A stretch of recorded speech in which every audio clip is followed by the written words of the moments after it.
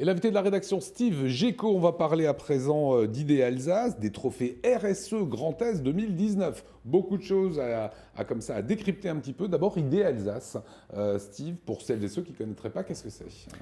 Alors, Idées Alsace, c'est une association qui a été créée il y a 15 ans. On va fêter notre 15e année d'existence cette année, qui a été créée donc par des dirigeantes et des dirigeants d'entreprises alsaciennes pour des dirigeants et des dirigeants d'entreprises alsaciennes. C'est une association. Voilà. C'est une association au départ. En fait, le principe qui nous a amené à nous engager, en tout cas dans cette voie-là, ça a été de voir comment on pouvait intégrer les principes du développement durable dans nos entreprises. C'est ce que vous lancez, c'est les trophées RSE qui vont être très bientôt lancés. C'est quoi le RSE? On va le rappeler quand même. Le RSE, c'est un acronyme qui est la responsabilité sociétale. La responsabilité sociétale des entreprises, certains parlent de responsabilité sociale des entreprises. On parlait auparavant de développement durable, on parle aussi d'entreprises responsables, voilà. Donc il y a plusieurs terminologies. Ce qu'il faut retenir, parce que sur le volet du développement durable, ce qui est surtout connu, c'est le volet environnemental, voilà. Mais il n'y a pas que ça.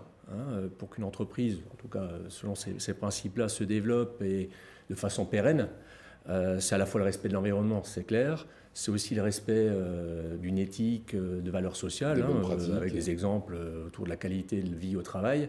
Bien évidemment, aussi le respect, je dirais, de principes de base en matière de développement économique, parce que si elle ne se développe pas économiquement et de façon rentable, l'entreprise n'a plus. Voilà. Tout ça, ce sont des critères que vous imposez aux projets qui doivent se présenter? Alors on n'impose rien en tant que tel. On a dans les candidats qui se présentent à nous des entreprises qui ont plutôt mis l'accent sur le volet environnemental. Certaines entreprises qui ont travaillé sur l'ensemble des champs. Voilà. Pour nous, il n'y a pas de petites actions en réalité. Alors ça va par exemple sur l'an passé, les lauréats d'un food truck, dont tout se fait en cercle très restreint, avec des cours, en circuit court, à cet exemple d'association qui a été récompensé l'an passé. Regardez. Envie Autonomie, bonjour. Je vous rappelle au sujet d'une collecte de matériel médical inutilisé dans votre établissement. D'accord, 4 fauteuils roulants, 2 chaises percées.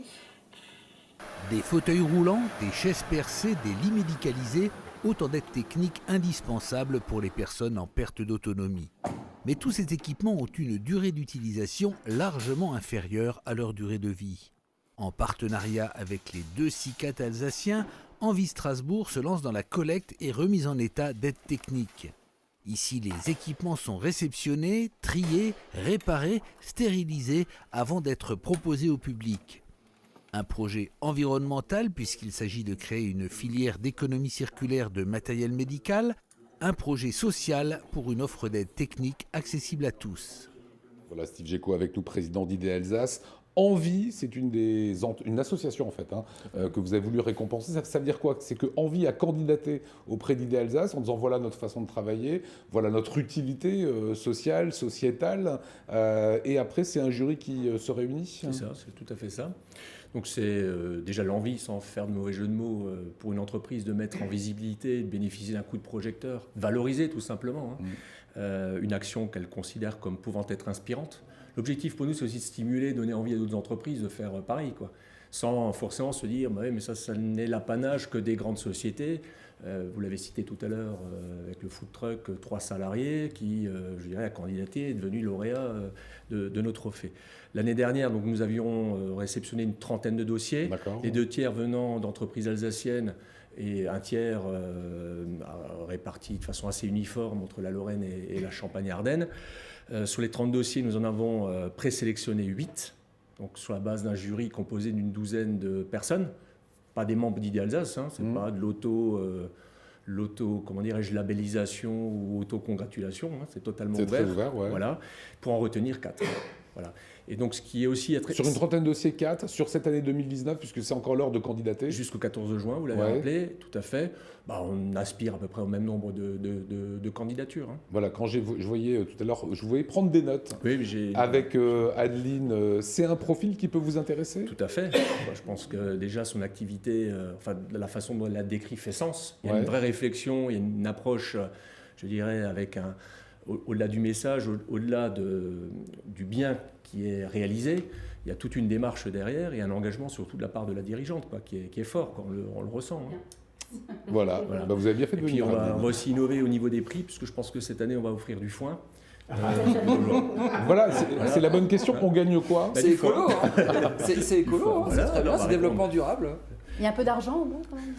Non, ce sont vraiment des trophées. Alors, la particularité, c'est qu'on n'a pas prédéfini des trophées environnementaux. Voilà. Ce sont les membres du jury qui, au regard De l'activité.